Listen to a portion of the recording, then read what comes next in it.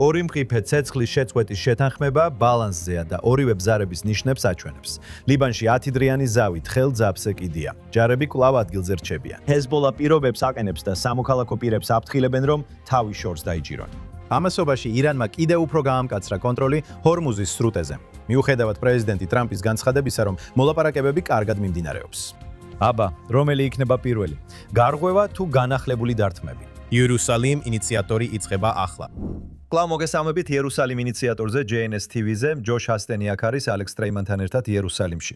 ალექს, ისრაელმა და ლიბანმა 10 დღიან ცეცხლის შეწყვეტის შეთანხმებას მიაღწიეს. ეს მოხვა აშეთეში გამართულ მოლაპარაკებებს მარკ რუბიოსთან, სახელმწიფო მდივანთან. იქ იმყოფებოდნენ იხილ ლაიტერი, ისრაელის ელჩი აშასეთში და ნადა ხამბადე მუავედი, ლიბანის ელჩი შეერთებულ შტატებში.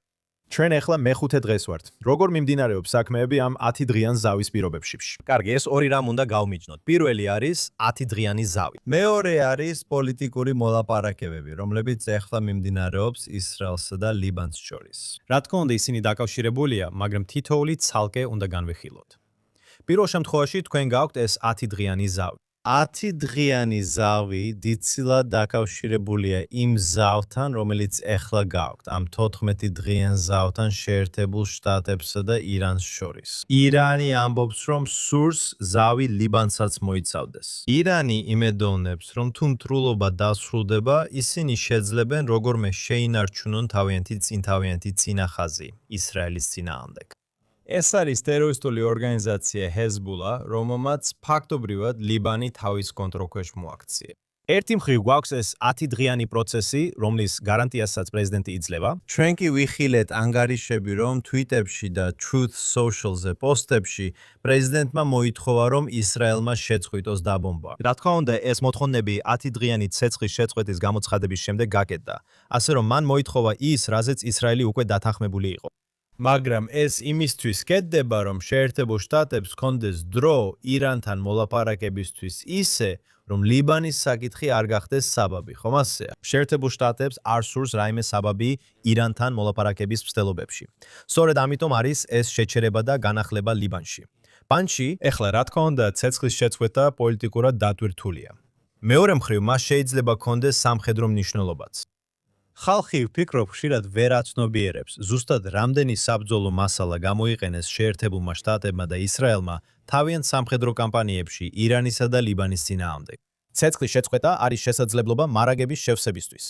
და ამ დროს მარაგების შევსება ხდება ისე, რომ ცეცხლის ქვეშ არ ხარ. ფიქრობ, რომ ჩრდილოეთის ქალაქებს და დანარჩენ ისრაელსაც სურთ სიმშვიდის პერიოდი. მას შემდეგ, რაც 6 კვირის განმავლობაში უწყვეტი დაბომბვა მიმდინარეობდა. ჯერ კიდევ არსებობს დიდი ალბათობა, რომ ეს ომი ირანში შეიძლება გაგრძელდეს. არსებობს დიდი ალბათობა, რომ ლიბანში ცეცხლის შეწყვეტის შეთანხმება დაირღვეს. თუმცა ვიტყოდი, რომ ეს პოლიტიკური მოლაპარაკება, რომელიც ვაშინგტონში მიმდინარეობს, გარკვეულ წარმოდგენას გაძლევს. პრემიერ-მინისტრი ნეთანიაჰუ ეძებს გზას, რომ ლიბანთან კონფლიქტიდან გამოსავალი იპოვოს, მასიური სახმელეთო ოპერაციის ნაცვლად. მინდა რამდენიმე წუთში დაუბრუნდე პრეზიდენტ ტრამპის კომენტარებს, სადაც ის ითხოვს, რომ ისრაელმა შეინარჩუნოს ცეცხლის შეწყვეტა და კვეტა და ლიბანს არ დაარტყას. მაგრამ ჯერ პრემიერ-მინისტრი ნეთანიაჰუ ამტკიცებს, რომ ისრაელის ჯარები ლიბანში ადგილზე დარჩებიან. მათ იქ დაახლოებით 10 კილომეტრიანი ბუფერული ზონა აქვთ. პრემიერ-მინისტრი ნეთანიაჰუ ასევე ამბობს, რომ ჰეზბოლა უნდა განიარაღდეს. მოდით ვნახოთ ეს ვიდეო. ჩვენ გვაქვს ისტორიული სამშვიდობო შეთანხმების გაფორმების შესაძლებლობა ლიბანთან. პრეზიდენტი ტრამპი აპირებს დამპატიჟოს მაე და ლიბანის პრეზიდენტი, რათა სცადოს ამ შეთანხმების წინ წაწევა. ეს შესაძლებლობა არსებობს იმიტომ, რომ აღორძინების ომის შემდეგ ჩვენ საფუძვლიანად შევცვალეთ ძალთა ბალანსი ლიბანში. ამ მოწოდებას გამოვეხმაურე და დავთანხმდი პაუზას, უпростоრად დროებით ცეცხლის შეწყვეტას 10 დღით. რათა ვცადოთ იმ შეთანხმების წინ წაწევა, რომლის განხილვაც დავიწყეთ ელჩების შეხვედრაზე ვაშინგტონში. ჩვენ ვრჩებით ლიბანში გაძლიერებულ უსაფრთხოების ზონაში. ეს არ არის ის 5 პუნქტი, რაც ქალაქების დაბომბამდე იყო.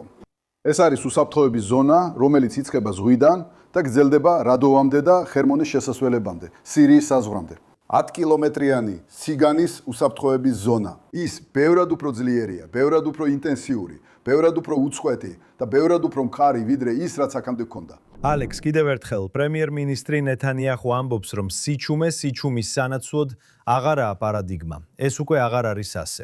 ისრაელის ჯარები კვლავ ლიბანში იმყოფებიან. მართალია.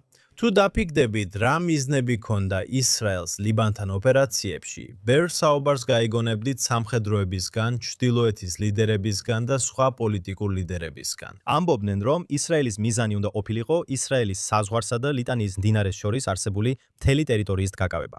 და ისრაელმა ეს გააკეთა. მათ მთელი ეს მიწა დაიკავეს. მეტი რომ არ იყოს, მათ დაანგრიეს ისრაელის საზღვარსა და ლიტანის მდინარეს შორის არსებული სახლების უმეტესობა და შექმნეს უზარმაზარი ბუფერული ზონა. საუბარია იმაზე, რომ ზოგ შემთხვევაში ეს არის 10 კილომეტრი, ზოგ შემთხვევაში კი ბევრად მეტი, თითქმის ახალი საზღვრის შექმნაზე ისრაელსა და ლიბანს შორის. ისრაელი ცდილობს შეინარჩუნოს და დაიცვას ეს ზონა, რომელიც ფაქტობრივად გაანადგურა როგორც გაფართოებული ბუფერული ზონა, ბოლო ჯერზე, როდესაც ისრაელმა ნოემბერში 2024 წელს ლიბანთან ცეცხლის შეწყვეტა გამოაცხადა, მათ შეთანხმდნენ, რომ სამხრეთ ლიბანში 5 სტრატეგიულ წერტილს შეინარჩუნებდნენ, რათა შეეჩერებინათ ჰეზბოლას ხელახალი შეიარაღება სამხრეთ ლიბანში. ანში, ეხლა რა ვნახეთ? მათ ჰქონდათ ეს 5 სტრატეგიული წერტილი. მაგრამ იარარისა და ჰეზბოლას სხვა ოპერატორების აღჭურვილობის გადაადგილება კვლავ მოხდა ლიბანის სამხრეთ ნაწილებში. რასაც ნეთანიაჰუ აკეთებს, ამბობს არა, ეს ასე არ არის. სიტუაცია ისაა, რომ ისრაელის თავდაცვის ძალები აკონტროლებენ მთელ ტერიტორიას, იმ ხაზის მიღმა, რომელსაც მან ყვითელი ხაზი უწოდა. და ეს ტერმინოლოგია მსგავსია იმასთან, რაც გაქვთ ღაზაში, სადაც დემარკაციის ხაზი ჰამასის მიერ კონტროლირება ტერიტორიასა. ღაზას 47%-ის ჰამასი აკონტროლებს და იმ 53%-ის შორის, რომელსაც ისრაელი აკონტროლებს, ყვითელი ხაზით არის აღნიშნული. ეხლა სამხრეთ ლიბანშიც გაქვთ კიდევ ერთი ყვითელი ხაზი, რაც ძლიერი მინიშნებაა იმაზე, რომ ისრაელი ამ ტერიტორიას მოკლევადიან პერსპექტივაში არ დატოვებს. ისრაელი არც კი საუბრობს იმაზე, რომ ამ ტერიტორიას მოკლევადიან პერიოდში დატოვებს, ასე რომ ეხლა მათ ეს მიწა აქვთ. და თუ შეხედავთ, რას აკეთებს ჰეზბოლა, მათ ჩრდილოეთით გადაინაცვლეს. მათ მოუწიათ ჩრდილოეთით გადასვლა, რადგან იცოდნენ, რომ ისრაელის მიზანი იყო ლიტანიის მდინარემდე მისვლა. და ბევრ შემთხვევაში ისინი განლაგებულნი არიან ისეთ დასახლებებში, როგორიცაა ბინშება და ისეთ დიდ ქალაქში, როგორიცაა ბეირუთი. და ვფიქრობ, ნაკლებად სავარაუდოა, რომ ისრაელი უბრალოდ გაივლის მთელ ბეირუთს და ეცდება ჰეზბოლას პონდას. ძალიან მჭიდრო დასახლებულ ურბანულ გარემოში იმ ქვეყანაში, რომელიც სუვერენული უნდა იყოს. ალექს, მინდა დავბრუნდე პრეზიდენტ ტრამპის იმ კომენტარებზე. ჩვენ ისინი მივირეთ აქ ისრაელში შაბათის დაწყებამდე პარასკევს, სადაც ამბობდა, რომ ისრაელს ეკრძალებოდა ჰეზბოლას პოზიციების დაბომბვა ლიბანში. ასევე იყო გადაუმოწმებელი ცნობები სოციალურ მედიაში, რომ თითქოს მან ეს სიტყვები ცოტა უკან წაიღო და თქვა, არა, თუ ჰეზბოლა დაესხმებოდა თავს, ისრაელს შეეძლო. სინამდვილეში ამას ვერ ვადასტურებ, მაგრამ თქვენ რას ფიქრობთ ამაზე საჯაროდ? შეერთებული შტატების პრეზიდენტი თავის Truth Social-ზე ამბობს: ისრაელო, შენ გეკრძალება ჰეზბოლას დართმა. პირველ რიგში კიდევ ერთხელ ეს კომენტარები გაკეთდა მას შემდეგ, რაც ლიბანსა და ისრაელს შორის გამოცხადებული ცეცხლის შეწყვეტის შესახებ შეთანხმება შედგა. ეს არ არის ისე თითქოს ტრამპი დაბომბვის კამპანიის შუაგულში ამბობს, რომ ისრაელმა უცებ უნდა შეწყვიტოს დაბომბვა. მათ აღარ აქვთ ნებართვა დაბომბვან. ისრაელმა უკვე დათანხმდა ცეცხლის შეწყვეტას და შემდეგ პრეზიდენტი ტრამპი ხმამაღლა განცხადებებს აკეთებს. და ვფიქრობ, რასაც ის აკეთებს, არის ის, რომ აჩვენებს ირანელებს, რომ შეუძლია ისრაელის შეკავება, ხომ ასეა? და ვფიქრობ, ისრაელისთვის ეს ცუდი პოზიცია არ არის. ეს არის პრის პოზიცია თითქოს დამაკავეთ მზადვარ მოქმედებისთვის. ამიტომ ტრამპი ამბობს, არა, მე ვაკავებ მათ, მაგრამ ის მხოლოდ 10 დღით აკავებს, ხომ ასეა? ცეცხლის შეწყვეტა 10 დღით. ეხლა ვფიქრობ, დიდი ალბათობაა, რომ ეს ცეცხლის შეწყვეტა ლიბანთან გაგრძელდება. მაგრამ რაც შეეხება იმას, რაც ტრამპმა თქვა და რა ვალდებულება აქვს ისრაელს, საუბარია მხოლოდ 10 დღიან პერიოდზე. ისრაელმაც თქვა, რომ იტოვებს უფლებას დაარტყას, თუ დაინახავს ტერორისტულ მოძრაობებს, ან თუ არსებობს უშუალო საფრთხე. ასევე ვნახეთ, რომ აშშ-ის ოფიციალური პირები გარკვეულწილად ეწინააღმდეგებიან პრეზიდენტ ტრამპს და აცხადებენ, რომ დიახ, სინამდვილეში ცეცხლის შეწყვეტის პირობები ასეთია. თუ ჰეზბოლა ისეთ ნაბიჯებს დგამს, რასაც ისრაელი თვლის, რომ არ ღვევს მის უსაფრთხოებას ან თავდაცვას, ისრაელი ასეთ შემთხვევაში დაარტყამს. მაგრამ ისრაელი არ განახორციელებს მასიურ საჰაერო შეტევით კამპანიას, როგორიც ჩვენ ვიხილეთ ცეცხლის შეწყვეტამდე. როდესაც ისრაელმა 10 წუთში 170-ზე მეტ ობიექტს დაარტყა, რაც ყველაზე მასიური საჰაერო კამპანია იყო ასეთ მოკლე დროში, რაც ჩემი აზრით ისრაელს ოდესმე განახორციელებია. ასე რომ ტრამპი ფაქტობრივად ამბობს, რომ ისრაელს აღარ შეუძლია ამის გაკეთება. თუ ჰეზბოლა დაიწყებს საზღვრისკენ მოძრაობას, შეგიძლიათ 100%-ით დარწმუნებული იყოთ, რომ ისრაელი დაარტყამს თავისი უსაფრთხოების ინტერესების დასაცავად. ასე რომ გვაქვს ეს ცეცხლის შეწყვეტა, ალექს. თუმცა ჩრდილოეთის საზღვარზე ერთ-ერთი მუნიციპალიტეტის ხელმძღვანელმა თქვა, რომ ეს არ უნდა მოხდეს. მან ამას სიკვდილის განაჩენი უწოდა, რომელიც შემდეგი მასაკრის მოლოდინშია. ეს თქვეს. სინამდვილეში 2 ისრაელი ჯარისკაცი მოკლეს. ერთის შესახებ რამდენიმე თუთის წინ გამოცხადდა, მეორე კი შაბათ-კვირის განმავლობაში. Warrant officer Bara Kalfoni 40 წლის საჰაერო დესანტის ბრიგადის ჯარისკაცი. ასე რომ ცეცხლის შეწყვეტაა 2 ჯარისკაცი მაინც. მათ თქვეს, რომ 2 ჯარისკაცი შაბათ-კვირას მოკლეს, სავარაუდოდ ნაღმზე გადავლენ, რომელიც ცეცხლის შეწყვეტისთვის იყო დადებული. ასე რომ ეს არის რაღაც, რაც უნდა გადავამოწმოთ. და ვფიქრობ, ესეც არის აქ გასათვალისწინებელი ერთ-ერთი ფაქტორი. ერთი მხრივ, როგორც თქვენ ახსენეთ, ჩრდილში მყოფ ლიდერებს თავიანთი ქალაქები სრულად დაბომბეს და აღარ სურთ, რომ ჰეზბოლა არსებობდეს. ეხლა რაც პრემიერ-მინისტრმა ნეტანიაჰუმ გააკეთა, ის იყო, რომ მან წარმოადგინა არგუმენტი, რომ ამ ომამდე ჰეზბოლას დაახლოებით 150,000 რაკეტა და მართვადი რაკეტა და რაკეტა ჰქონდა, რაც შეეძლო მთელი ისრაელის სახელმწიფოს დაბომბვა. და ისრაელის შეფასებით ისინი დაახლოებით 90%-ით შემცირდა. ისინი ისრაელის საზღვრიდან უკან გადაიყვანეს, სადაც პირდაპირ საფრთხის ქვეშ იყვნენ. პოტენციურად, რომ გადმოევლოთ საზღვარი რადვანის ტერორისტებთან ერთად და ჩაეტარებინათ 7 ოქტომბრის სტილის თავდასხმა ამ ჩრდილოეთ თემებში. ეხლა ისინი არსად არიან ლიბან-ისრაელის საზღვართან ახლოს. და ეს ადგილობრივი სოფლები, რომლებიც სამხრეთ ლიბანში იყვნენ, ისრაელის თავდაცვის ძალები შედიოდნენ ამ სახლებში და პოულობდნენ, რომ ფაქტობრივად ყოველი სახლი საწყობად იყო გამოყენებული. ავტომატებისთვის, ხელის სარაკეტო დანადგარებისთვის, ტანკსაწინააღმდეგო რაკეტებისთვის. ამიტომ ისრაელმა გაანადგურა ეს სახლები. ამიტომ აღარ არსებობს ის საფრთხე, როცა ტანკსაწინააღმდეგო რაკეტები, ხელის სარაკეტო დანადგარები და პირდაპირი დარტყმები შეიძლება განხორციელდეს ამ ქალაქებზე საზღვართან ახლოდან. ამ ეტაპზე ისრაელი არ აპირებს ბეირუთში შესვლას და კარდაკარ ძებნას. ეს სხვა სიტუაცია, ვიდრე ღაზის სექტორშია.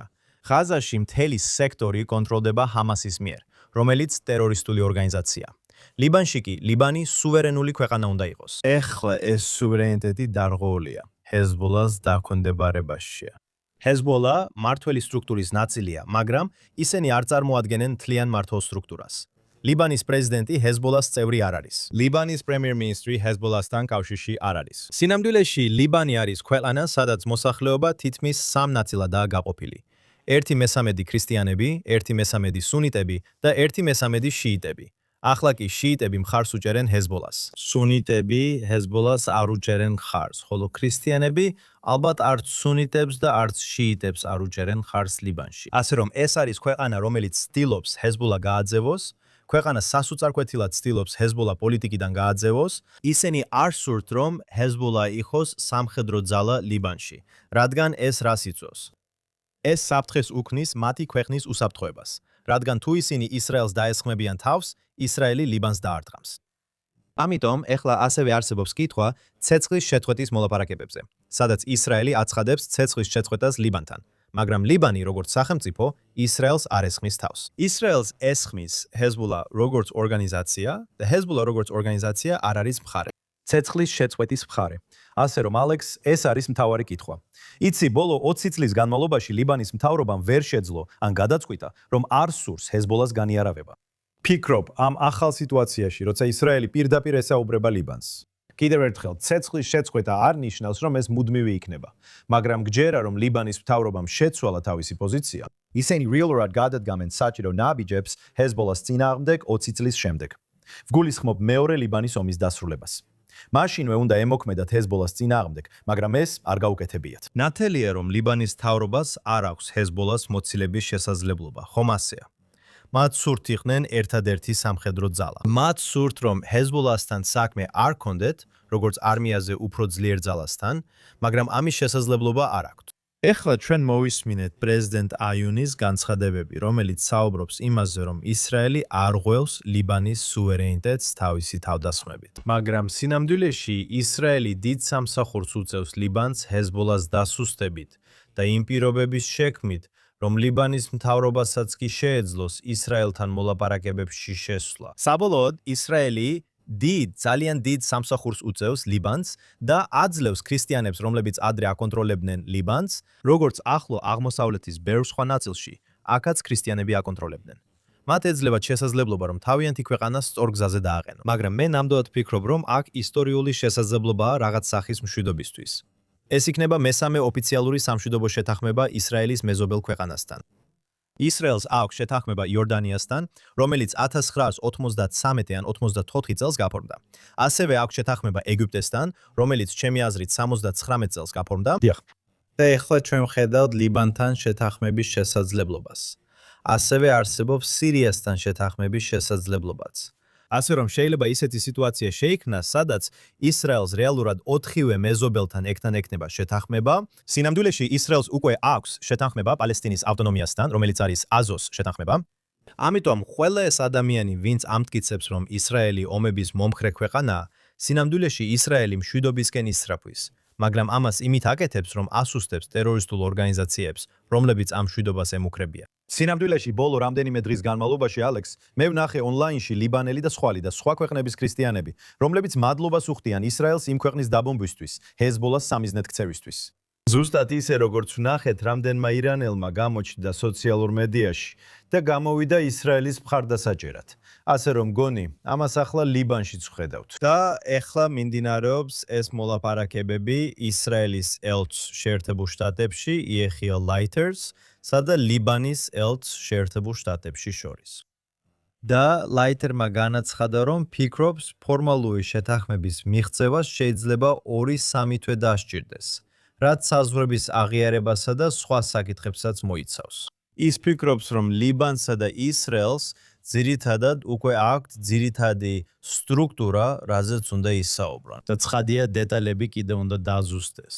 ამიტომ ფიქრობ, ეს დიდ შანსს იძლევა, რომ პრემიერ-მინისტრი ნეთანიაჰუ ლიბანთან გრძელვადიანი მშვიდობის მიღწევას შეეცდება და ამ ომის ამ თავის დახურვასაც ეცდება. მაგრამ ისრაელის სამხედრო დოქტრინა აღარ არის ისეთი, როგორიც იყო 7 ოქტომბრამდე. ისრაელი აღარ გაიქცევა კუდამოძუებული, როგორც ეს წარსულში მოხდა, როცა 80-იან წლებში ლიბანიდან გავიდა.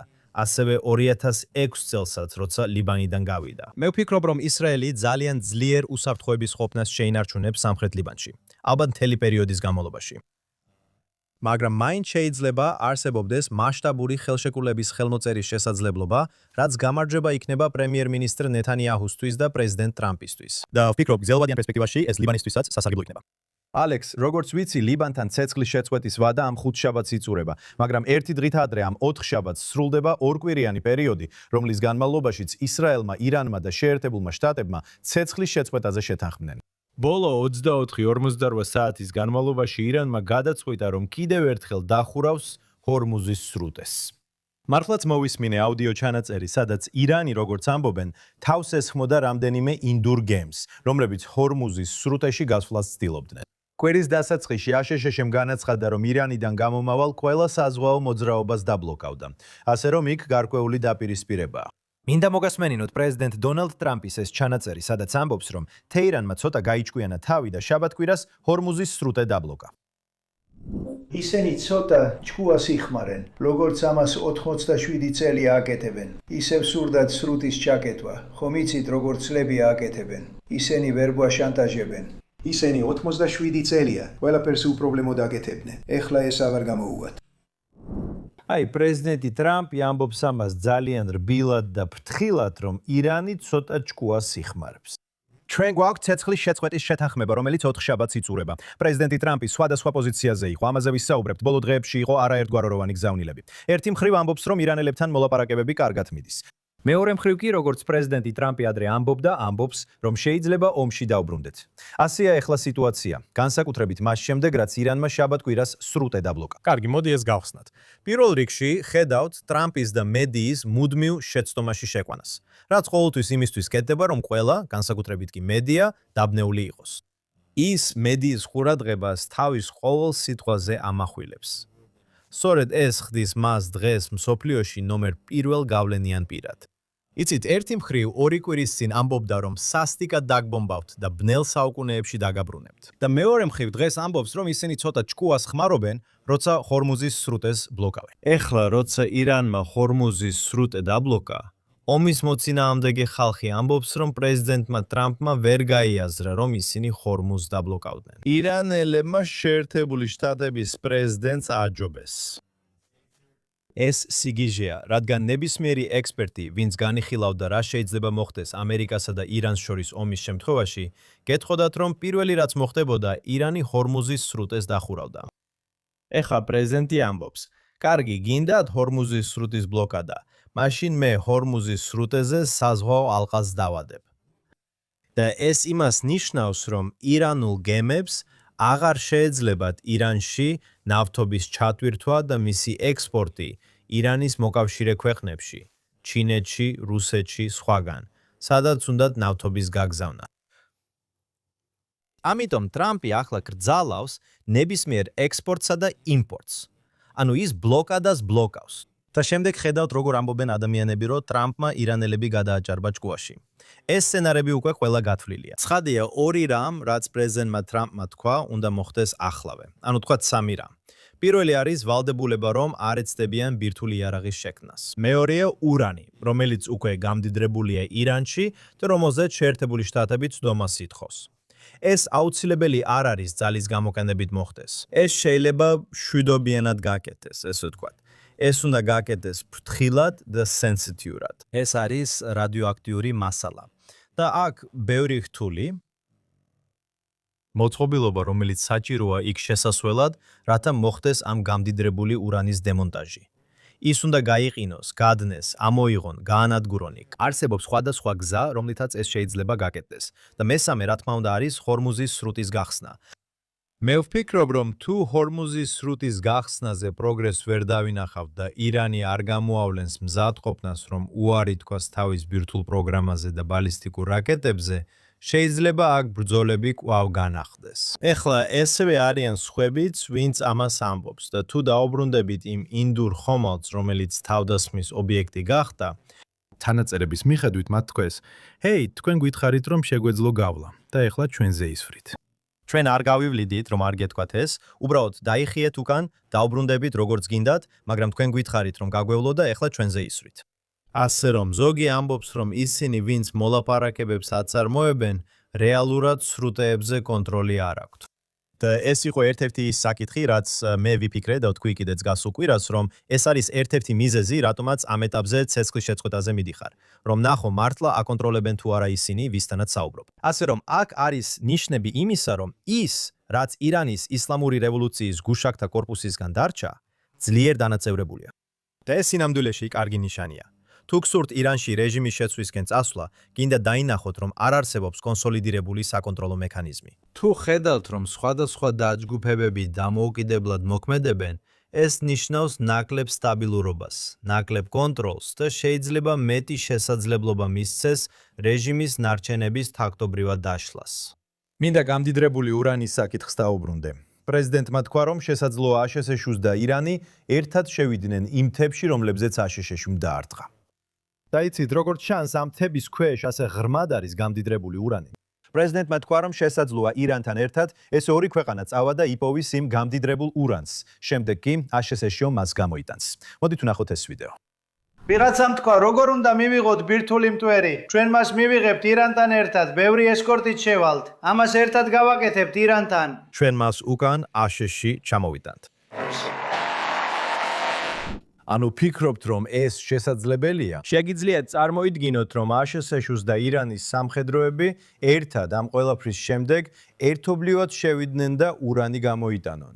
თუ აშშ-სა და ირანს შორის შეთანხმება შედგება, ვფიქრობ, ეს ერთ-ერთი მოთხოვნა იქნება. და ცხადია, შეერთებულ შტატებს ურჩენია მშვიდობიანად შევიდეს და ურანი გამოიტანოს, ვიდრე ძალით შევიდეს და ასე გააკეთოს.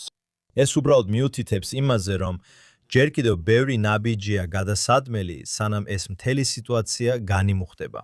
სიტუაციაზე თამაში არ იყო განზრახული. ეს მოიცავს სრუტეების გახსნასაც და ურანის გატანასაც. ისრაელისთვის ცხადია, მათ სურთ რეჟიმის სრული დემონტაჟი. ეხლა შეერთებულ შტატებს არასდროს უთქვამთ, რომ ეს იყო მათი მიზანი. რა თქმა უნდა, მათ დაამტკიცეს ისრაელის მიერ უზენაესი ლიდერის ალი ხამენეის და ირანული სტრუქტურის რამდენიმე სხვა წევრის, მათ შორის ალი ლარიჯანის, ირანის რევოლუციური გვარდიის ხელმძღვანელების და სხვების დარტყმას.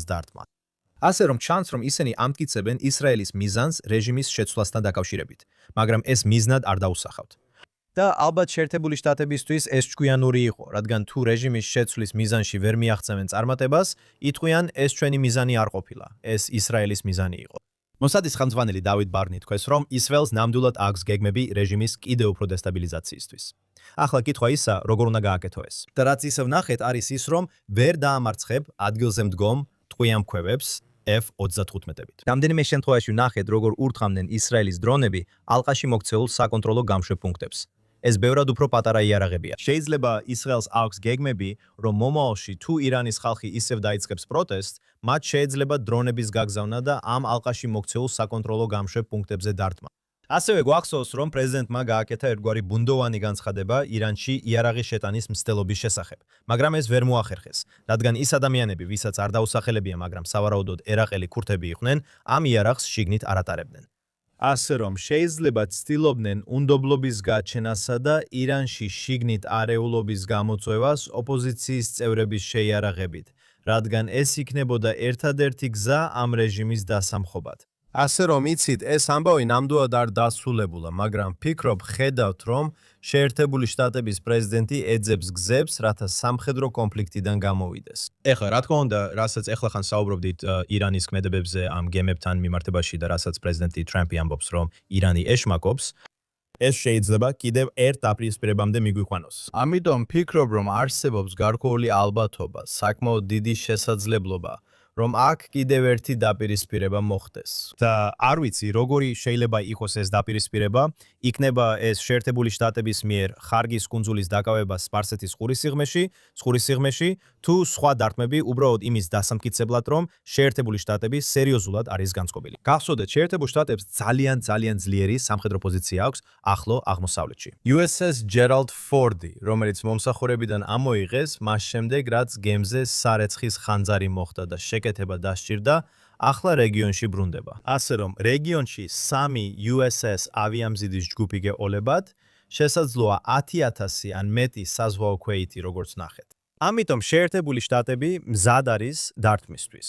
შეიძლება კიდევ ერთი დაპირისპირება ვიხილოთ, მაგრამ ვფიქრობ, რომ დეესკალაციის სტრატეგიისკენ მივდივართ. შეიძლება კიდევ ერთხელ მოგიწიოთ ესკალაცია, სანამ საბოლოოდ შეძლებთ დეესკალაციას. ალექს, როგორც თქვი, ეს პრეზიდენტ ტრამპის შეცდომაში შეყვანის ნაწილია. მინდა ხალხმა თავად შეძლოს ამის ნახვა. პირველ რიგში აქ არის პრეზიდენტ ტრამპის ვიდეო ჩანაწერი, სადაც ამბობს, რომ ბომბების ჩამოვარდნა შეიძლება ისევ დაიწყოს. მოდით ვნახოთ ეს ჩანაწერი. თუ 4 შაბათისთვის, როცა ცეცხლის შეწყვეტა დასრულდება, შეთანხმება არ იქნება. გააგრძელებთ ცეცხლის შეწყვეტას თუ ისევ დაიწყებთ შეტევას. შეიძლება არ გავახანგრძლივო, მაგრამ ბლოკადა დარჩება. მაგრამ შეიძლება არ გავახანგრძლივო. ასე რომ ბლოკადა გაქვთ და სამწუხაროდ ისევ მოგვიწევს ბომბების ჩამოგდება. ესე რომ ეს ჩანაწერი გაქვთ პრეზიდენტი ტრამპისგან. და მოდით ახლა გადავიდეთ მის კომენტარებზე, რომელიც კვირის დასაწყისში გააკეთა და სადაც ის საუბრობს, რომ ირანს ძალიან სურს შეთანხმება. შემიძლია გითხრათ, რომ მეორე მხრიდან დაგვიკავშირდნენ. მათ ძალიან სურთ შეთანხმების მიღწევა. თქვენ თქვით, რომ ეს ბირთვულ საკითხს ეხებოდა. ეს ბირთვულ საკითხს ეხებოდა. ძალიან მსგავსია, დიახ, ძალიან კარგი. მგონი უსმენთ. საქმე იმაშია, რომ მათ არასდროს ექნებათ ბირთვული იარაღი. ირანი დაიმახსოვრეთ ეს. ირანს არ ექნება ბირთვული იარაღი. ფიქრობ ისინი დაეთანხმებიან ამას. თითქმის დარწმუნებული ვარ ამაში. სინამდვილეში დარწმუნებული ვარ. თუ არ დაეთანხმებიან, შეთანხმება არ იქნება. შეთანხმება არასდროს იქნება. აი ალექს, პრეზიდენტი ტრამპი ბოლოს ასე ამბობს, რომ ბომბების ჩამოგდება შეიძლება ისევ დაიწყოს. მაგრამ კვირის დასაწყისში პრეზიდენტი ტრამპი საუბრობდა ცეცხლის შეწყვეტის გახანგრძლივებაზე. შესაძლოა ეს არც კი იყოს საჭირო, რადგან ომი შეიძლება მთლიანად დასრულდეს. უბრალოდ გახსოვდეს, გვაქვს ორი ბოლოს შემთხვევა, როცა პრეზიდენტი ირანთან მოლაპარაკებებში შევიდა. პირველი დასრულდა იმით, რომ ისრაელმა ივნისში დარტყმა მიახენა. ეს იყო 12 დღიანი ომი, ოპერაცია აღმავალი ლომი, რომელსაც მოჰყვა და დაასრულა შეერთებული შტატების ოპერაცია შუაღამის ჩაქუჩი და ფორდოს ბირთვული რეაქტორის, ასევე ნატანზის დაბომბვა. დაახლოებით 7 კვირის წინ თქვენ გქონდათ ეს მოლაპარაკება, სადაც პრეზიდენტმა თქვა, რომ ირანელებს შეთანხმების მისაღწევად 10 დღე ჰქონდათ და მათ შეთანხმებას ვერ მიაღწიეს. შემდეგ შეერთებული შტატები იწყებს ოპერაციას ეპიკური რისხვა. ახლა პრეზიდენტი აცხადებს, რომ ირანელებს 14 დღე აქვთ. ჩვენ ნახეთ, როგორ წავიდა JD Vance, შეერთებული შტატების ვიცე-პრეზიდენტი პაკისტანში მოლაპარაკებაზე. ის დაბრუნდა იმედგაცრუებული. ამიტომ ფიქრობ, დიდი ალბათობაა, რომ პრეზიდენტი არ გაახანგრძლივებს ცეცხლის შეწყვეტას, თუ ამისთვის კარგი მიზეზი არ ექნება, თუ არ იგრძნობს, რომ უბრალოდ კიდევ რამდენიმე დღე გჭირდებათ, რაც არ უნდა იყოს, რომ შეთანხმებას მიაღწიოთ. ფიქრობ, დიდი ალბათობაა, რომ პრეზიდენტს მოუწევს აჩვენოს, რომ მზად არის ბრძოლა კვლავ დაიწყოს. ეხლა ვფიქრობ, სხვადასხვა მიზეზების გამო, როგორც აღვნიშნეთ, პრეზიდენტს სურს გამოვიდეს ამ კონფლიქტის სამხედრო ნაწილიდან. ფიქრობ, თავიდანვე ის ელოდა, რომ ეს შეიძლება 4-დან 6 კვირამდე გაგრძელებულიყო. საჰერო კამპანია ირანში. ეს არ ნიშნავს, რომ კამპანია დროში იყო შეზღუდული. არსებობს მიზნები და თუ მიზნების მიღწევას ნაკლები დრო დასჭირდება, მაშინ კამპანია უფრო ადრე დასრულდება. თუ მიზნების მიღწევას მეტი დრო დასჭირდება, კამპანია უფრო დიდხანს გაგრძელდება. ამავე დროს, აქ თუ ირანი პრეზიდენტს სერიოზულად არ აღიქვამს, პრემიერ-მინისტრ ბენიამინ ნეთანიაჰუს ერთადერთი გზა, რაც მოლაპარაკებისთვის იპოვა, ცეცხლის ქვეშ მოლაპარაკებაა. ამიტომ შესაძლოა შეთანხმების მისაღწევად პაუზის გაკეთების კონცეფცია ნამდვილად არ არის სწორი მეთოდოლოგია. ერთადერთი გზა, რომლითაც შეგიძლია ხალხი დაიყოლიო და გააკეთებინო ის, რაც გინდა, ცეცხლის ქვეშა. ასე რომ, როცა ის ამბობს, რომ ირანს ძალიან უნდა შეთანხმება, დიახ, მათ მართლაც ძალიან უნდათ შეთანხმება, მაშინ როცა მათ ძლიერად უტევდნენ. იმ წამს, როცა შეწყვეტ, ირანელებს ბევრად მეტ ბერკეტს აძლევ, რადგან ისინი ვარაუდობენ, რომ შენ აღარ გინდა ბრძოლა. ალექს, მოდი ცოტა ვისაუბროთ აშშ-სა და ისრაელის ურთიერთობაზე. იცი, შენ და მე მთელი ამ პერიოდის განმავლობაში, მთელი ომის განმავლობაში ვამბობდით, რომ ამ ორ ქვეყანას შორის განსხვავება არ არსებობს. პრეზიდენტმა ტრამპმა შაბათ-კვირას ისრაელის სახელმწიფოს დიდად შეაქოდა, თქვა, რომ ისრაელი მამაცი, გაბედული და ერთგულია. ასევე აშშ-ს ცენტრალური სარდლობა აცხადებდა, რომ ამ ბრძოლაში ისრაელზე უკეთესი პარტნიორი არ ჰყოლიათ. მოდი ვნახოთ ეს ვიდეო. და ისრაელზე უკეთესი პარტნიორი არ ყოფილა. ერთად, მსოფლიოს 4 საუკეთესო საჰაერო ძალა, ისრაელის საჰაერო ძალები, აშშ-ს საჰაერო ძალები, ასევე აშშ-ს საზღვაო და საზღვაო ქვეითთა საჰაერო ძალები. ერთად, მუდმივად აღწევდნენ და აჭარბებდნენ ჩვენს სამხედრო მიზნებს. ბოლო ორ კვირაში ორჯერ შევხვდი ისრაელის თავდაცვის ძალების ხელმძღვანელს, რათა დავწმუნებულიყავი, რომ მჭიდროდ თანამშრომლობთ და ასეა კიდეც. ალექს, აი აქ ისმის დიდი ქება აშშ-ს მთავრობისა და სამხედროების უმაღლესი დონიდან ისრაელის სახელმწიფოს მიმართ. Brad Cooper, რომელიც CENTCOM-ს ხელმძღვანელობს, გენერალი ხელმძღვანელობს CENTCOM-ს, მართლაც შესანიშნავი მოკავშირეა ისრაელის სახელმწიფოსთვის. ის საოცარი იყო. მისი წინამორბედი კარილა ასევე საოცარი იყო. და სწორედ აშშ-ის ცენტრალური სარდლობა, რომელიც ყველაზე მეტად აფასებს იმ ღირებულებას, რასაც ისრაელი აშშ-ისთვის წარმოადგენს, რადგან სწორედ ისინი ამუშავებენ იმ დაზვერვას, რომელსაც ისრაელი გადასცემს. შეხედეთ, რა ხდება ახლა ევროპაში. პრეზიდენტი ისევ და ისევ აჩვენებს, რამდენად უკმაყოფილოა ევროპელებით. აშშ-საც კი არ აძლევენ უფლებას გამოიყენოს ის ავიაბაზები, რომელთა დაფინანსებასაც თავად უზრუნველყოფს ისეთ ქვეყნებში, როგორიცაა ესპანეთი და სხვაგან. ნახეთ, როგორ შეჩერდა დიდი ბრიტანეთი, სანამ აშშ-ს ნებას დართავდა. საჰაერო ძალებს, დიეგო გარსიასა და სხვა ავიაბაზების გამოყენების უფლება მიეცათ.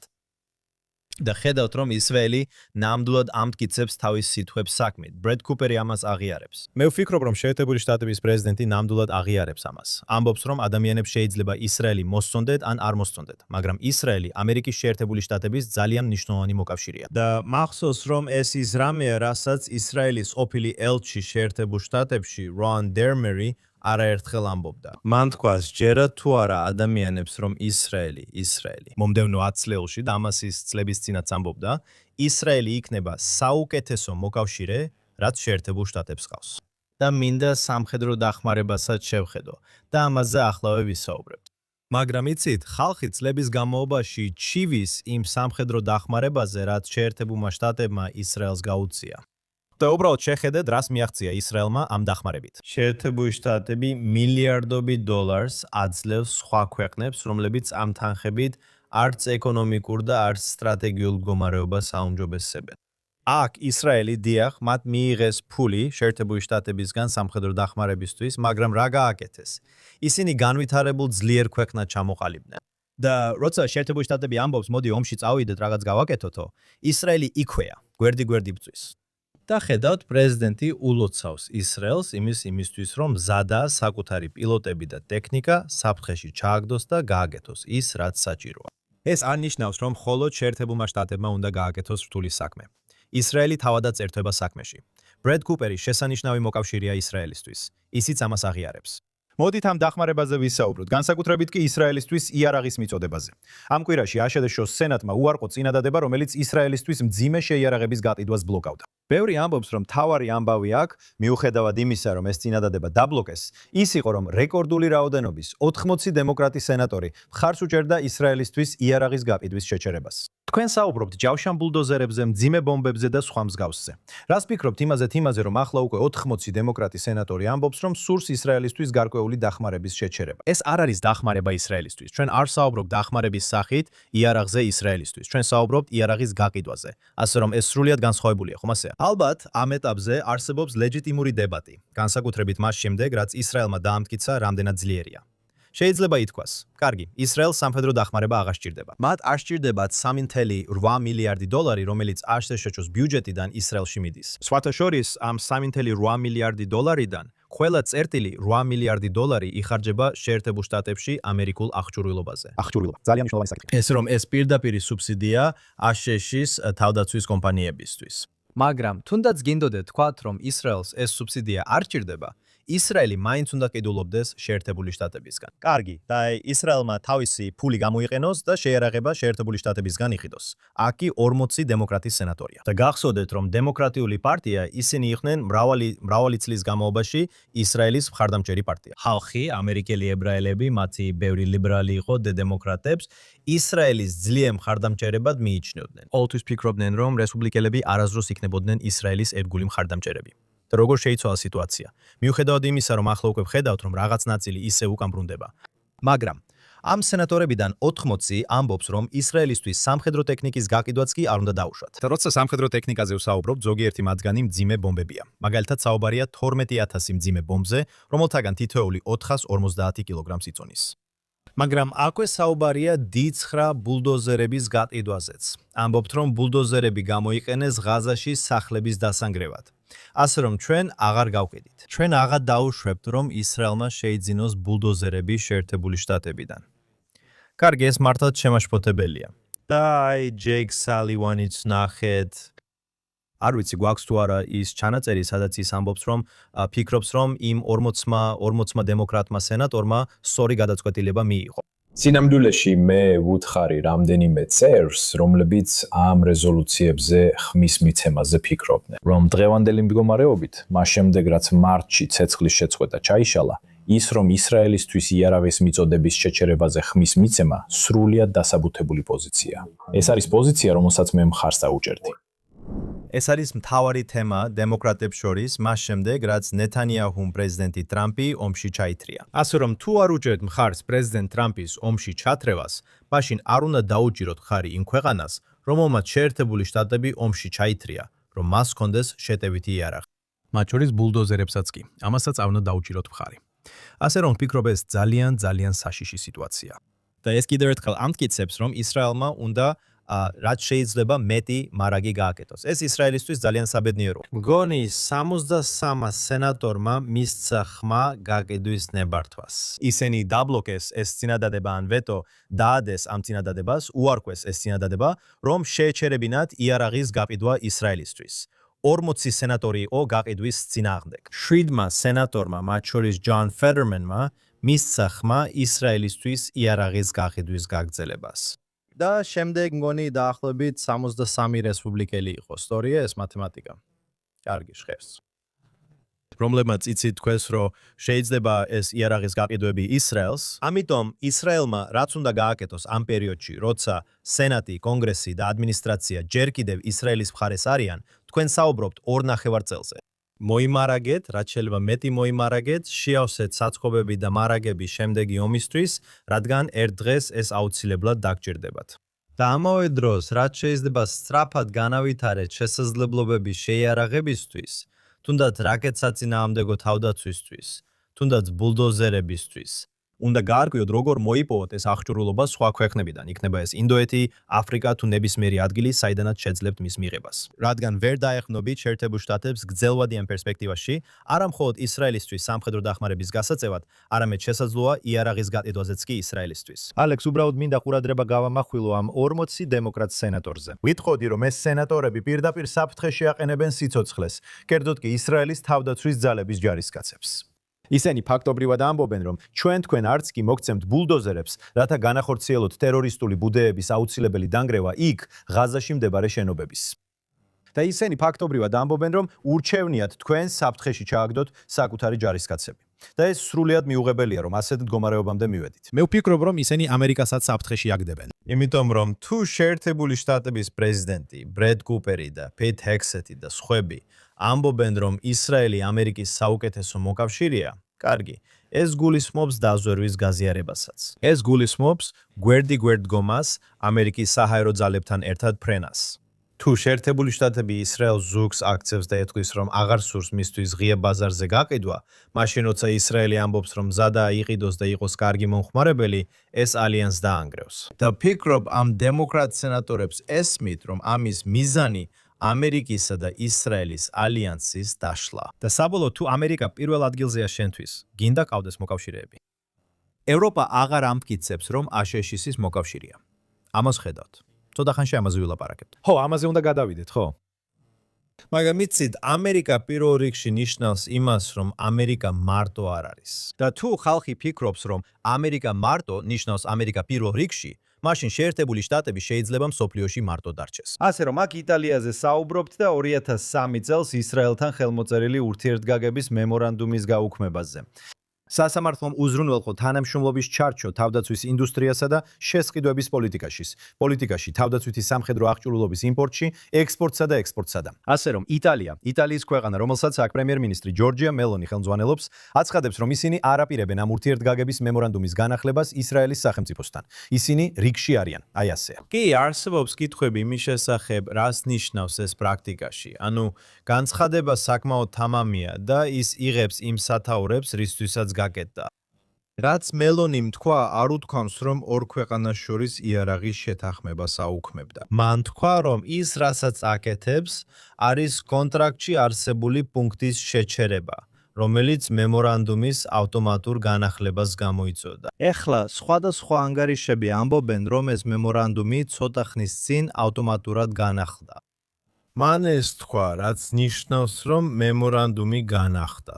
და 5 წლის შემდეგ ის ამბობს, რომ მემორანდუმი ავტომატურად აღარ განახლდება, რაც ნიშნავს, რომ განახლებამდე მისი განხილვა იქნება საჭირო.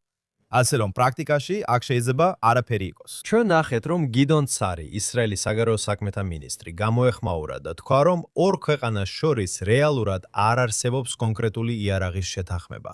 უბრალოდ არსებობს ზოგადი მემორანდუმის ჩარჩო.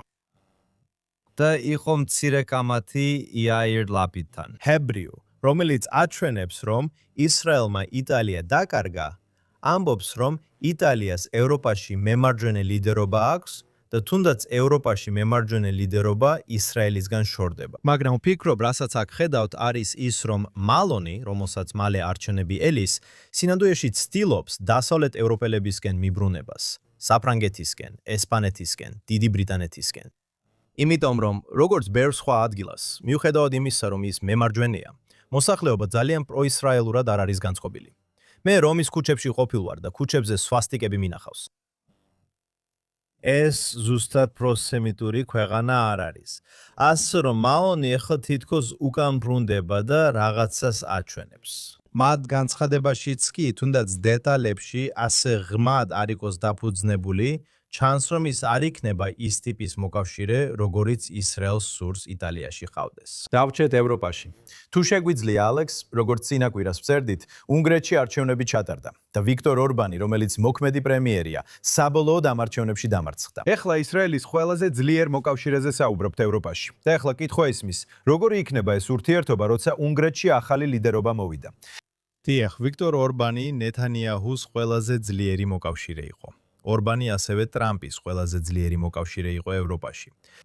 Peter Magyar, რომელიც კონსერვატორია, ის ვიქტორ ორბანის პარტიიდან მოდის, თუმცა განაცხადა, რომ არ იქნება ისეთივე დაპირისპირებული ევროკავშირთან, როგორც ვიქტორ ორბანი. იგი იყო ანტიკორუფციული კანდიდატი, ანტიმონოპოლიური კანდიდატი. აცხადებდა, რომ ორბანის პარტიას მედიის მონოპოლია ჰქონდა და დემოკრატიული შეკავებისა და გაწონასწორების მექის მექანიზმების ნაწილი მოიშალა. თუმცა თავად კონსერვატორია. და პეტერ მაჯერმა არჩევნებიდან სულ რამდენიმე დღეში სატელეფონო საუბარი გამართა პრემიერ-მინისტრ ნეთანიაჰუსთან და მაჯერმა კიდევაც გააგრძელა. მაჯერმა ნეთანიაჰუს უნგრეთში ჩამოსვლის მოწვევა გაუგზავნა. და გახსოვთ, რომ მას შემდეგ, რაც საერთაშორისო სისხლის სამართლის სასამართლომ ბენიამინ ნეთანიაჰუს დაპატიმრების ორდერი გასცა, ნეთანიაჰუ უნგრეთში გაემგზავრა, რათა ვიქტორ ორბანს შეხვედროდა. და ორბანმა მაშინ გამოაცხადა, რომ უნგრეთი საერთაშორისო სისხლის სამართლის სასამართლოდან გამოდის. და ნეთანიაჰუს დაახპირდა, რომ ევროპაში უსაფრთხო ჩასვლას შეძლებდა. ეს ალბათ ერთადერთი ადგილი იყო ევროპაში, სადაც ნეთანიაჰუს დაპატიმრების საფრთხის გარეშე შეეძლო ჩასვლა. და როცა ნეთანიაჰუ უნგრეთიდან შეერთებულ შტატებში დაბრუნდა, მათ არ გადაუფრენიათ სხვა ევროპული ქვეყნების საჰაერო სივრცეზე, რადგან ეშინოდათ, რომ ამ ქვეყნებს შეეძლოთ დაებრძანებინათ თვითმფრინავის დაშვება თავიანთ საჰაერო სივრცეში. ჯერ კიდევ გასარკვევია, იქნება თუ არა პეტერ მაჯარი ისრაელის დიდი მოკავშირე. მან არაერთხელ განაცხადა, რომ არ სურს უნგრეთსა და ისრაელს შორის ურთიერთობების დაზიანება. ასევე უნგრეთში ცხოვრობს ძალიან დიდი ევროპაში სიდიდით მესამე ებრაული საზოგადოება და მთლიანობაში ევროპაში მცხოვრებ ებრაულ საზოგადოებებს შორის უნგრეთში ყველაზე უსაფრთხოა. ჩვენ ვიცით, რომ მაჯარი ცოტა ხნის წინ საარჩევნო პროცესში იყო ჩართული და 4 შეხვედრას გამართა უნგრეთის ებრაული საზოგადოების გამოჩენილ წევრებთან, სადაც პირობა დადო, რომ დაიცავს ამ საზოგადოებას და უზრუნველყოფს მის უსაფრთხოებას. ასე რომ ჩანს, რომ მაჯარის მიერ დასაწყისში გაკეთებული ბევრი განცხადება აჩვენებს, რომ მას სურს ებრაელები უნგრეთში უსაფრთხოდ დარჩნენ. მას სურს, რომ უნგრეთი კვლავ დარჩეს დანიშნულების ადგილად ისრაელი ტურისტებისთვის, რომლებიც ევროპაში მოგზაურობისას უსაფრთხოებას ეძებენ. და ის მზადაა შეინარჩუნოს მჭიდრო ორმხევი ურთიერთობები ისრაელის სახელმწიფოსთან. მაგრამ ეს აუცილებლად არ ნიშნავს იმას, რომ მაჯარი ავტომატურად ვეტოს დაადებს ანტიისრაელურ კანონმდებლობას ან პოლიტიკას, რომელიც ევროკავშირში წამოიჭრება, როგორც ამას ისრაელი ვიქტორ ორბანზე დაყრდნობით აკეთებდა. ალექს, ბოლო რამდენიმე თვის განმავლობაში ცხადია, ბევრს საუბრობდით ირანზე, საუბრობდით ჰეზბოლაზე, ლიბანზე, მაგრამ ამ ომს კიდევ ერთი ფრონტი აქვს და ეს არის ღაზა. ისრაელის თავდაცვის ძალები კვლავ აკონტროლებენ ღაზის სექტორის დაახლოებით 53%-ს. ამ კვირაში გავრცელებული ცნობები მიუთითებს, რომ აშშ-ის მაღალი რანგის ჩინოვნიკები პირდაპირ მოლაპარაკებებში ჩაერთნენ ჰამასთან კაიროში. აშშ-ის დელეგაციას კი არია ლაიტსტოუნი ხელმძღვანელობდა, რომელიც ელჩი დევიდ ფრიდმანის მთავარი მრჩეველი იყო, როცა ელჩი ფრიდმანი აქ ისრაელში იმყოფებოდა. როგორ უნდა შევაფასოთ ეს მოლაპარაკებები? პირდაპირი მოლაპარაკებებისგან ჰამასის ტერორისტულ ორგანიზაციასა და აშშ-ს შორის ცეცხლის შეწყვეტასთან დაკავშირებით. სხვათა შორის ჰამასი აცხადებს, რომ მათ კვლავაც არ აქვთ განიარაღების განზრახვა, რაზეც ბევრს ვსაუბრობდით ცეცხლის შეწყვეტის შეთანხმების ეტაპების განხილვისას. პირველ რიგში საინტერესო აღინიშნოს, რომ აქ ჰამასთან მოლაპარაკებებს არ აწარმოებენ სტივ ვიტკოფი და ჯერედ კუშნერი. ეს არის Real Lightstone, რომელსაც ჩვენ ისრაელში ძალიან კარგად ვიცნობთ, როგორც თქვენ აღნიშნეთ, ის იყო ელჩ ფრიდმანის აპარატის უფროსი. ვიტყოდი, რომ ის ძალიან თანხვედრია. დავით ფრიდმანის შეხედულებებთან ისრაელზე. ის მეგობარია. ვფიქრობ, მას კარგი ურთიერთობა აქვს პრემიერ-მინისტრ ნეთანიაჰუსთან. შესაძლოა ამ ეტაპზე ნეთანიაჰუ Lightstones ცოტათი უფრო მეტადაც კი ენდობა, ვიდრე ვიტკოფს ან კუშნერს. ეს არის საკითხები, რომლებიც უნდა გავითვალისწინოთ. მაგრამ ვიტკოფმა ამ მოლაპარაკებების ეს ნაწილი შეამსუბუქა. რაც ნათელია არის ის, რომ საერთაშორისო სტაბილიზაციის ძალა არ განხორციელებულა. ჰამასი მოითხოვს, რომ შეიარაღება შეინარჩუნონ. ისინი განიარაღებაზე არ თანხმდებიან. მაგრამ ხედავთ, რომ განიარაღების გარეშე ღაზას სექტორში აღდგენა არ მოხდება. ისრაელი ამას მოითხოვს. ღაზა არამხოლოდ განიარაღებულია, არამედ დერადიკალიზებულიც. ამაზე ამჟამად არანაირი ნიშანი არ ჩანს. და თქვენ გყავთ ჰამასი და ღაზას მოსახლეობა, რომლებიც უბრალოდ ჩაფულები არიან იმ კატასტროფაში, რომელიც მათ თავად გამოიწვიეს 7 ოქტომბრის თავდასხმით. და იმით, რომ ვერ შეასრულეს თავიანთი ვალდებულებები ამ 20 პუნქტიანი ცეცხლის შეწყვეტის შეთანხმების ფარგლებში, და რას ხედავთ? თქვენ ხედავთ, რომ ისრაელი ინარჩუნებს კონტროლს ღაზას სექტორის 53%-ზე. ამ ეტაპზე ჩვენ არ ვხედავთ რაიმე ნიშნებს, რომ არსებული მდგომარეობა შეიცვლება. რა შეიძლება მოხდეს თუ თქვენ გაქვთ ეს და ომი ასე მიმდინარეობს, ხო ასეა? ჩვენ ბევრჯერ გვინახავს, როგორ უბრძანებია ნეთანიაჰუს ჯარები ერთი ტერიტორიაზე შეიყვანა, შემდეგ კი ამ მიმართულებაზე მოქმედებების შეჩერება და სხვა ტერიტორიაზე გადასვლა. ასე რომ შეიძლება ეხლა ისეთ სიტუაციაში იყოთ, სადაც ირანთან ომი სრულდება ან დასასრულს უახლოვდება. ლიბანში ფრონტი ეხლა ცეცხლის შეწყვეტის რეჟიმშია და მიმდინარეობს პირდაპირი მოლაპარაკებები. შესაძლოა ისრაელსა და ლიბანს შორის გრძელვადიანი შეთანხმების მისაღწევად. შეიძლება ნახოთ, რომ ეხლა ისრაელის თავდაცვის ძალები კვლავ გადაერთვებიან ღაზას ფრონტზე და ჰამასის წინააღმდეგ სახმელეთო ჯარებით იმოქმედებენ. და კიდევ ერთხელ, როგორც ადრე ვთქვით, ნამდვილად ვერ გაანადგურებთ ხვიანფხვევებს F-35-ებით. ასე რომ შეიძლება ნახოთ, რომ ისრაელის თავდაცვის ძალებს მოუწევთ შესვლა და სახმელეთო ოპერაციის ჩატარება, სადაც ჰამასის მებრძოლებთან პირდაპირ ბრძოლაში ჩაერთვებიან. ეხლა არსებობს კარგი არგუმენტი, რომ ასე არ უნდა მოიქცე. დაუშვი, ჰამასი აკეთებდეს თავისას. შეიძლება 10,000 ან 20,000 ტყვიამფქვევი მიმოქცევაში იყოს, თუ მათ სურთ ღაზას მოსახლეობის ტერორიზება. სანამ ისინი პირდაპირ საფრთხეს არ უქმნიან ისრაელის შიდა ფრონტს, რაც ასეა კიდეც, ასე დარჩეს ყველაფერი. შექმენი სიტუაცია, სადაც ღაზას მოსახლეობა მოითხოვს ღაზადან გასვლას, რადგან შენ არ აგზავნი ფულს და მძიმე ტექნიკას სექტორის აღსადგენად, სანამ ჰამასი შეიარაღებულია. და საბოლოოდ ალბათ გინდა რომ ნახო ღაზას მოსახლეობა, რომელსაც არ სურს ჰამასის მმართველობის ქვეშ ცხოვრება, ან ითხოვენ წასვლას, ან აჯანყდებიან, რომ ჰამასის წევრებისგან აიღონ ძალაუფლება. რატო უნდა დააყენოს ისრაელმა საკუთარი ჯარისკაცების სიცოცხლეს საფრთხის ქვეშ მრავალი თვის განმავლობაში? განსაკუთრებით მაშინ, როცა თუ ისრაელი ამას გააკეთებს, თუ ისრაელი კვლავ შეიყვანს ჯარს ღაზაში, ხომ იცი რა მოხდება? იქნება მასშტაბური საერთაშორისო დემონიზაცია ისრაელის მიმართ, ისრაელის დელეგიტიმაცია, ასე რომ ძალიან შესაძლებელია, რომ ღაზაში არსებული სტატუს კვოს შენარჩუნება იყოს საუკეთესო სცენარი. ჩვენ აუცილებლად განვახლებთ ჩვენს მაყურებლებს ამ საკითხზე. და ალექს, ამ კვირის გადაცემას დავასრულებთ პოზიტიური ამბებით, რაც ძალიან მომწონს. ხავიერ მილეი, არგენტინის პრეზიდენტი, დღეს მოგვიანებით ისრაელში ჩაფრენას გეგმავს. აქ ვართ, კვირა დღეა. ისრაელს ხავიერ მილეისთან ძალიან პოზიტიური ენერგია და ურთიერთობა აქვს. საუბარია არგენტინის საელჩოს გახსნაზე ჩვენს დედაქალაქ იერუსალიმში. საუბარია იმაზე, რომ შესაძლოა ელალმა პირდაპირ რეისები დაიწყოს თელ-ავივიდან ბუენოს-აირესში. ის შაბათ-კვირას არხ 14-ზე იყო ხავიერ მილეი და საუბრობდა ამ დაუჯერებელ ურთიერთობაზე, ისრაელის მხარდაჭერაზე, ებრაელი ხალხის მხარდაჭერაზე. ნამდვილი მეგობარია. ძალიან კარგია, რომ ჩვენს პროგრამაში გვყავს. ხო, ხავიერ მილეიმ ძალიან კარგი ინტერვიუ ჩაატარა ჩვენს მეგობართან არხ 14-ზე ლიბია ალონთან, რომელიც მათი კორესპონდენტია ვაშინგტონში. ხავიერ მილეი იცით, ეს მისი მეორე ვიზიტია ისრაელში, მას შემდეგ, რაც მან ასევე მიიღო გენეზისის ფონდის პრემია. მგონი ცოტა მეტი ვიდრე 1 წლის წინ. რას ხედავთ? ამ კვირაში ვხედავთ, რომ პრეზიდენტი დონალდ ტრამპი ისრაელს უწოდებს, ციტატა, უზარმაზარ მოკავშირეს. ამ ომის დაწყებამდე დაახლოებით 7 კვირის წინ, უშუალოდ 48 საათით ადრე, ინდოეთის პრემიერ-მინისტრი ნარენდრა მოდი ჩამოვიდა ისრაელში. იცით, ფიქრობ, ინდოეთი შეიძლება იყოს ისრაელის ერთ-ერთი ყველაზე მნიშვნელოვანი მოკავშირე. და ეხლა ხედავთ, ხავიერ მილეი ამ ზავის პერიოდში ჩამოდის ისრაელში.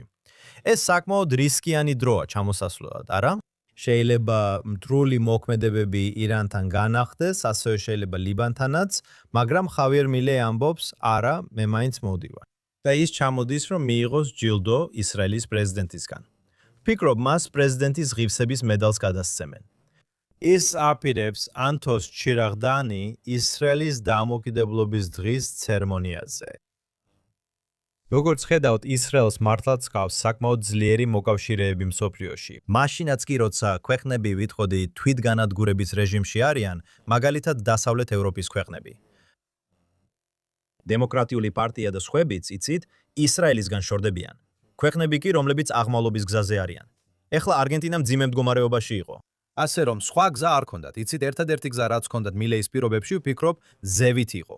ანუ ალბათ ეს ბოლომდე სიმართლე არ არის. ალბათ კიდევ უფრო დაბლა შეიძლებოდა წასულიყვნენ, მაგრამ მილეი ცდილობს არგენტინა ისევ ღირსებისკენ დააბრუნოს. იცით, ინდოეთი მოდის პირობებში იქცევა ეკონომიკურ ზესახელმწიფოდ, ხოლო პრეზიდენტი ტრამპი ცდილობს გააძლიეროს შეერთებული შტატების ზესახელმწიფო სტატუსი. ასე რომ, ისრაელს მართლაც გავს ძლიერი მოკავშირეები და სასიამოვნოა ამის ნახვა.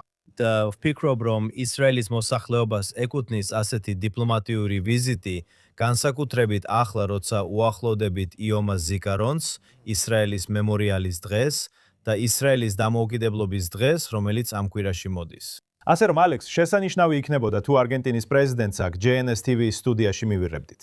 ამავე დროს თქვი, რომ ამით მინდოდა დამესრულებინა, მაგრამ არ ვიქნები სრულყოფილი თუ არ ვახსენებთ იმას, რომ ამ კვირაში ისრაელში არის იომა ზიკარონის მემორიალის დღე და შემდეგ იწყება იომა ძმაუთის დამოუკიდებლობის დღე. ეს ძალიან ძლიერი და ემოციური კვირაა. ვითხოვდი, რომ მსგავსი რამ მსოფლიოში არსად ხდება, როცა ყველაზე მძიმე მდგომარეობიდან ყველაზე ამაღლებულ მდგომარეობაში გადადიხარ. აქ რამდენიმე სტატისტიკაა. სამწუხაროდ, როგორც მახსოვს, 1940-იანი წლების დასაწყისიდან მოყოლებული 25644 ჯარისკაცმა სიცოცხლე შესწირა და უმაღლესი მსხვერპლი გაიღო. ამ რიცხვში ტერორიზმის მსხვერპლებიც შედიან.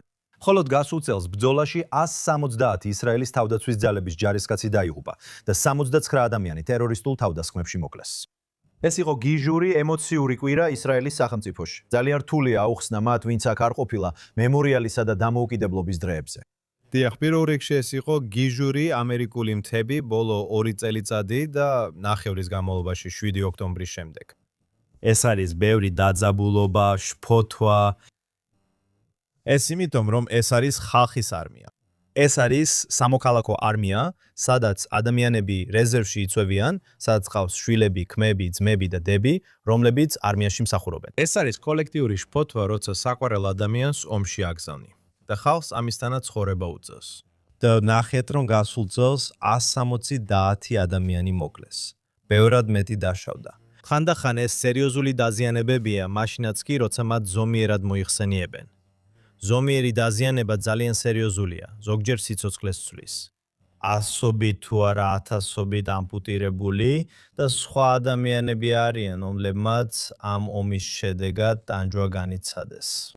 და აქ ისრაელში ჩვენ მართლაც გვაქვს ეს უნიკალური გზა, რომ მემორიალის დღე და დამოუკიდებლობის დღე ერთმანეთის მიყოლებით აღვნიშნოთ. ვფიქრობ, ეს ძალიან განსხვავებულია. ეს არის რაღაც, რაზეც ბევრი წლის წინ JNS-ში დავწერე. ამერიკის შეერთებულ შტატებში ვფიქრობ, ამერიკელთა უმეტესობას პირადად არ იცნობს ვინმე, ვინც აქტიურ საბრძოლო მოქმედებებში იყო გაგზავნილი. და თუ ვინმეს იცნობენ, ბევრ ადამიანს არ იცნობენ, ვინც აქტიურ საბრძოლო მოქმედებებში იყო გაგზავნილი. ცხადია, ბევრ ადამიანს ხავს ასეთი ნაცნობი, მაგრამ ზოგადად ვითხოვდი, რომ უმრავლესობა აქტიურ საბრძოლო მოქმედებებში არ არის ჩართული. მათ არ ყავთ საყვარელი ადამიანები, რომლებიც აქტიურ საბრძოლო მოქმედებებში მონაწილეობენ.